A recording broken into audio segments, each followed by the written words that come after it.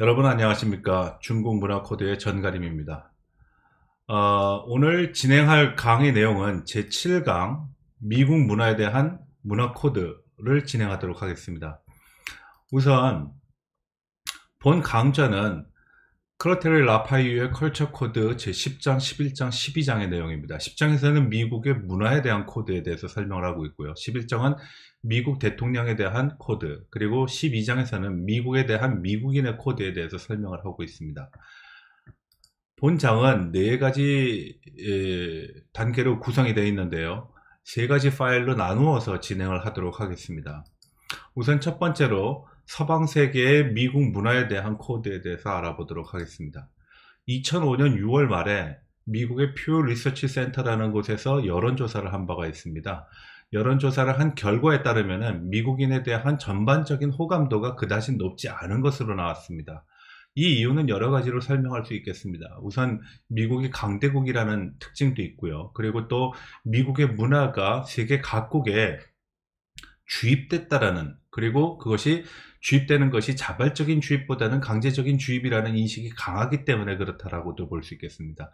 특히 이슬람 문화권에서는 더욱더 미국에 대한 비호감도가 높게 나타난데요. 자료에서도 보시다시피 요르단, 터키, 레바논, 파키스탄에서는 모두 70% 넘는 사람들이 미국에 대한 어떤 특징에 대해서 비판적이거나 혹은 비우호적인 성향을 띠고 있다는 겁니다. 아무래도 문화적인 차이, 그리고 지금까지 우리가 배워왔던 중거 체제라든지 생물학적인 체제, 그리고 시대에 따른 어떤 변화 양상에 대해서 미국이 전 세계에 영향을 미치고 있는 문화 코드가 그것을 수용하는 국가에 있어서는 그다지 우호적이지 않은 형태로 나타났다. 때로는 강제적이거나 때로는 강제적인 형태긴 하지만 역시 미국 문화가 주도권을 장악하고 있다는 측면에서 거기에 대한 반감이라고 여러분들이 해석을 하시면 되겠습니다. 그래서 한국에서도 마찬가지죠. 우리가 미국의 문화를 상당히 많이 받은 국가 중에 하나입니다. 특히 6.25 전쟁 이후에 미국에 대한 영향력이 상당히 많이 투사되고 있는 국가 중에 하나인데요. 잘 아시다시피 70년대, 80년대 반미 운동이 굉장히 치열했습니다. 물론 그러한 움직임은 지금도 없다라고는 할 수 없지만 대체로 미국에 대한 호감도는 여러 가지 특징에서 나뉘어서 설명할 수 있습니다. 선진국이란 측면에서는 미국을 따라 배워야 된다는 측면이 있지만 미국의 어떤 문화 혹은 미국의 어떤 정치 외교적인 형태가 한국에 투사되는 과정에 있어서의 어떤 반론도 상당하다라는 것을 증명할 수 있겠죠. 예를 들어서 대학생들의 어떤 미국 문화원 점거라든지 아니면은 반미 시위라든지 하는 것은 모두 같은 의미로서 해석될 수 있겠습니다. 과거에 트럼프 대통령이 방한을 하는 과정에서도 반미적인 운동, 그리고 반미적인 시위와 어떤 여론들이 상당했다는 점은 한국이 미국 문화의 영향을 많이 받고 미국의 어떤 원조라든지 여러 가지 측면에서의 수혜를 받은 국가임에도 불구하고 미국적인 어떤 시각이 너무나 과도하게 한국에 형성됐다. 그리고 그것이 때로는 부담스럽거나 아니면은 저항적인 측면에서의 어떤 내용을 담고 있다라고 생각을 하시면 되겠습니다. 그러면은 주요 국가들, 특히 서방 세계에 있는 국가들에 대한 국가들이 미국에 대한 어떤 문화 코드에는 어떻게 인식을 하고 있는가를 살펴보도록 하겠습니다. 우선 프랑스는 강한 반미주의 감정을 갖고 있습니다. 아마 이것은 프랑스가 2차 세계대전에 미국의 영향을 받아가지고선 해방됐다라는 그런 측면보다는 그 냉전 과정에서의 미국의 영향권이 상당히 대립적인 시각에서 나타났다라고 볼 수 있겠습니다. 이제 외교 안보적인 측면에서 보게 되면은 프랑스의 탈미국화 성향은 굉장히 강했거든요. 그래서 비슷한 국가였던 영국이라든지 독일 혹은 기타 국가들과는 좀 다른 양상을 띠게 됩니다. 그래서 독립적인 성향을 띠는 특징이 강하게 나타나는 서방 세계가 바로 프랑스라고 얘기를 할 수 있겠습니다. 우선 프랑스 사람들이 느끼는 미국은 청렴기적 문화적인 특징을 굉장히 두드러지게 인식하고 있는 것이 사실입니다. 첫 번째로는 미국의 역사가 굉장히 짧다라는 것이죠. 그리고 미국의 어떤 행동 양식이 프랑스 사람들의 입장에서 보면 굉장히 어그레시브하다, 공격적이거나 또는 적극적으로 나타나고 있기 때문에 이것을 꼭 수용해야 되는가에 대한 문제가 있을 수 있습니다. 뭐 예를 하나 들어보죠. 프랑스 사람들이 프랑스 말을 굉장히 뭐 사랑한다라고도 표현할 수 있겠죠. 적어도 영어를 사용하지 않도록, 그렇다고 영어를 모르는 건 아닌데도 불구하고 자국에 대한 어떤 자존심 때문에라도 이런 것에 대한 문화적인 반감 같은 것이 상대적으로 많이 나타나고 있다는 겁니다. 프랑스의 문화를 그러면 살펴볼 필요가 있는데요. 프랑스는 뭐 역사적으로도 상당한 긴 역사를 갖고 있고 유럽 대륙에서의 어떤 영향력에 있어서도 강한 그런 모습을 보이고 있습니다. 특히 외교 용어 같은 데에서는 프랑스어가 굉장히 많이 사용되고 있거든요. 예를 들어서 신임장 제정 같은 거는 아그레망이라는 표현을 쓰기도 하고요. 그리고 뭐 데탕트라는 표현도 역시 불어에서 온 표현입니다. 그래서 프랑스 사람들은 자국에 대한 어떤 자존심 그리고 어떤 자긍감이 굉장히 강하다라고 볼 수 있습니다. 이성과 지성 그리고 사상적인 측면에서 모두 역사적인 배경에서 잉태되었던 문화라고 판단을 하는 것이죠. 그래서 이러한 문화적인 우월성이 굉장히 강하게 나타남으로 인해 가지고선 미국의 어떤 힘이 강하더라도 그 문화에 대한 어떤 기본적으로 우호적인 태도라든지 호의적인 태도가 아니고 다소는 여과하거나 혹은 저항적인 그런 태도를 보이는 경우가 굉장히 많이 나타납니다. 그래서 프랑스 사람들이 미국에 대한 감정은 일반적으로 외계인 같다라는 표현입니다. 뭐 일종의 4차원적인 생각을 한다라고 보고 그리고 그러한 생각과 양식이 행동으로 전해진다라고 판단을 하는 것이죠. 그래서 프랑스 사람들의 어떤 이미지 속에서 미국이라는 것은 외계인이다. 지금 우리가 살고 있는 이러한 보통의 어떤 환경이라든지 사상체계 그리고 행동체계에서 나타나는 그런 현상들이 아니라 좀 독특하다 혹은 괴이하다라는 표현으로 인식을 하고 있다는 것이 하나의 특징이라고 얘기할 수 있겠습니다. 두 번째, 독일은 2차 세계대전에 미국이 독일의 어떤 히틀러의 압제로부터 해방을 시켜줬다라는 측면에서 미국에 대한 어떤 감정에 있어서는 해방자의 어떤 인식이 굉장히 강하게 나타납니다. 그래서 미국인들이 갖고 오는 것은 보다 강력한 힘, 강력한 어떤 권력으로서 이해를 하는 것이죠. 특히 미국과 같이 대량 생산의 어마어마한 경제력을 기반으로 해가지고선 세계에 영향력을 투사하고 있는데 독일은 그렇지 못했습니다. 과거에 독일은 그런 꿈을 꿨었죠. 세계의 독일, 게르만 제국의 어떤 세상을 열겠다라는 생각을 한 적이 있다는 것이죠. 그래서 이러한 능력을 히틀러라는 사람이 과도하게 혹은 극단적으로 활용을 했지만 이것이 미국에 의해서 제압이 되거나 혹은 통제됐다는 측면에서 볼 때 독일 사람이 갖고 있는 미국에 대한 어떤 이미지는 세계적인 차원에서의 어떤 일을 관리하고 통제하고 처리하는 데 있어 가지고서 미국이 보유하고 있는 힘이 훨씬 강하다라는 그런 인식이 있습니다. 특히 미국의 지도자라든지 그리고 어떤 지도자들이 행사하는 권위가 세계적이라는 측면을 우선 강조하고 있고요. 그리고 그러한 질서에 독일이 굴복했고 독일이 그러한 질서를 따라갈 수밖에 없다라는 그런 생각을 했다는 것입니다. 다만 독일이 그렇다고 모든 면에서 열등하다라고 생각하지 않습니다. 적어도 교육이라든지 공학적인 부분, 여러분들도 잘 아시다시피 우리가 일반적으로 Made in Germany 하면은 제품 생산에 대한 품질 그리고 기술력들을 다 인정을 한다라고 전제를 하고 있거든요. 그런 측면이 강조됐다는 측면에서는 분명 독일도 우수한 문화적인 코드를 갖고 있지만 미국의 어떤 힘에서는 비교할 수 없는 그러한 상당한 차이를 보이고 있다는 것입니다. 또한 압제에 시달렸던 히틀러 시대를 종식을 시키고 미국이 독일을 이겼고 전쟁에서 승리를 했죠. 그리고 지배를 하는 과정에서 미국에 대한 어떤 각인은 과거 시기에 존재했던 미국의 어떤 그런 어떤 그 대중문화가 상당히 많이 입력이 됐는데 그 당시에 대중문화라는 것은 서부 개척 시대 마카로니 웨스턴이라고 그래가지고서 서부 영화 같은 영향을 많이 받았습니다. 근데 서부 영화를 보시게 되면은 그리고 죽음의 대상이 되는 건 인디안이거나 아니면 자연이거나 극복해야 되는 대상이 자연이거나 그렇단 말이죠.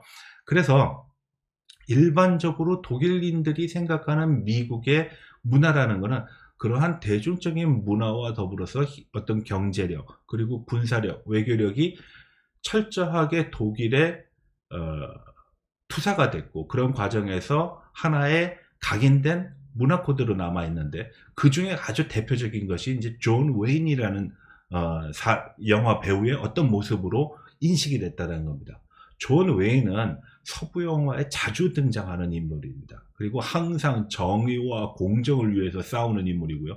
등 뒤에서 총을 쓰지 않습니다. 그래서 항상 정정당당한 모습으로 적과 싸워서 꼭 이기는 그런 권성징악의 어떤 대표적인 인물로 각인됐다는 것입니다. 그래서 독일인들이 미국을 부러워하는 것은 대량 생산에 어마어마한 경제력, 그리고 세계 차원에서의 영향을 투사할 수 있는 미국의 어떤 능력을 상당히 부러워하면서, 그것이 결국은 미국의 문화 코드다라고 인식을 하는 그런 경향이 강하다라는 겁니다. 그래서 앞서 얘기한 프랑스인들이 미국적인 문화가 외계인이라고 표현하는 거에 반해서 이 독일인들이 보는 미국의 문화는 존 웨인과 같은 영화 속에서 항상 이기고 악을 제압하고 선을 행하면서, 그리고 정의와 공정을 따르는 그러한 모습이 더 강력하게 나타났다. 그래서 책에서는 독일 사람들이 느끼는 미국 문화의 특징은 존 웨인이라는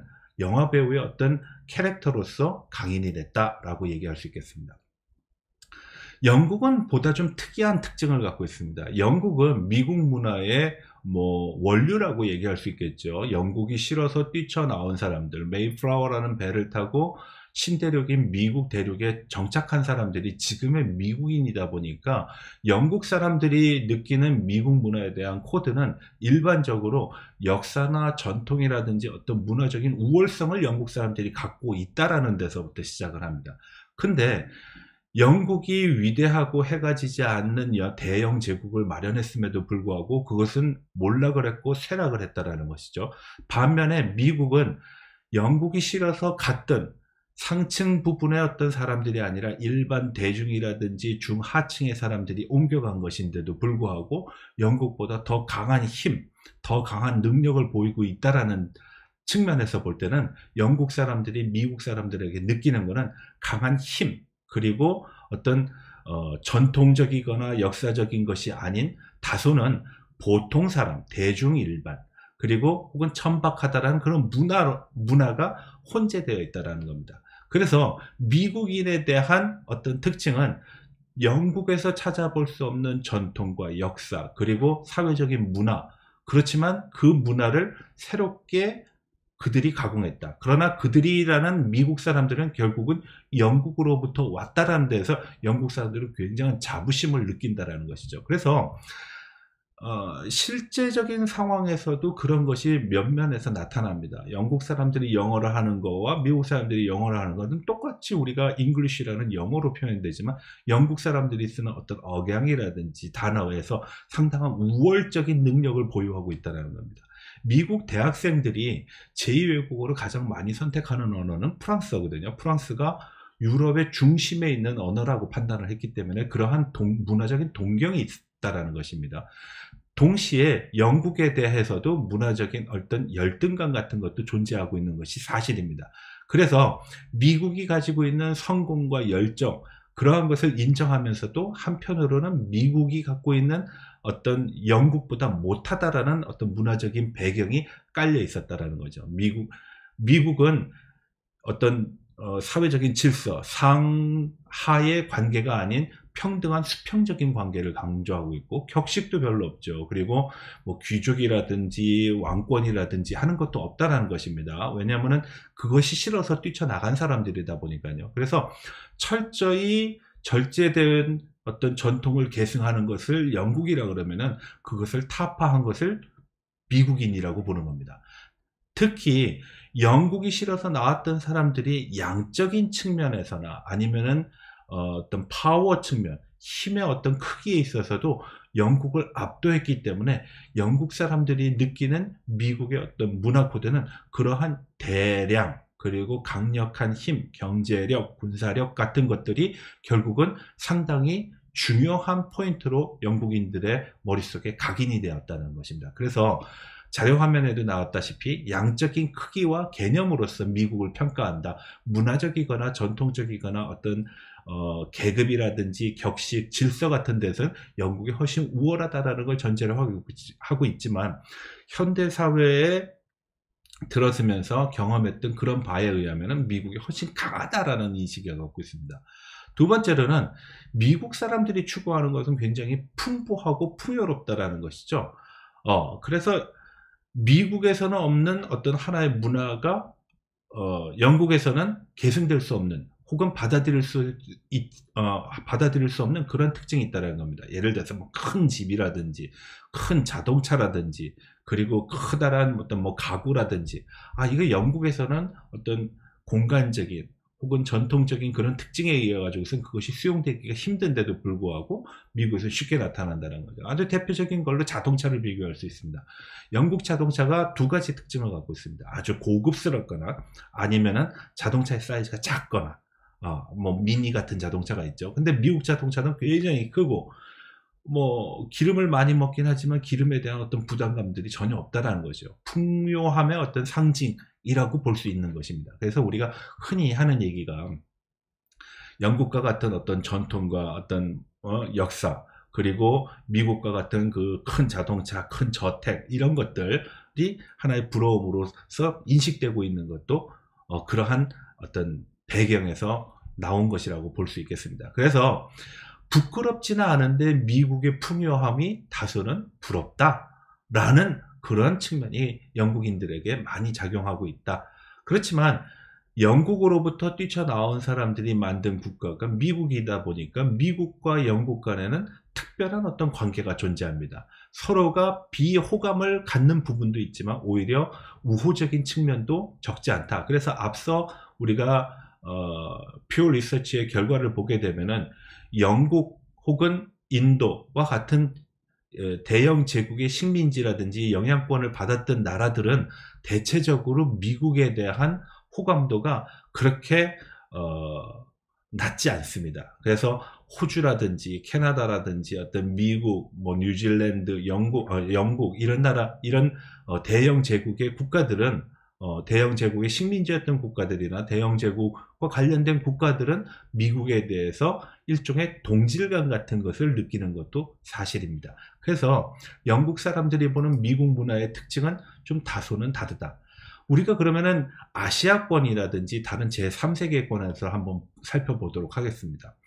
책에는 나와 있지 않지만 일반적으로 제3세계라든지 아니면은 한국과 같은 국가들은 2차 세계대전 이후에 상당히 많은 측면에서 미국의 어떤 혜택을 받았고 그리고 원조를 받았던 국가임에도 불구하고 문화적인 어떤 차이가 너무 극명하게 나타났다는 것이죠.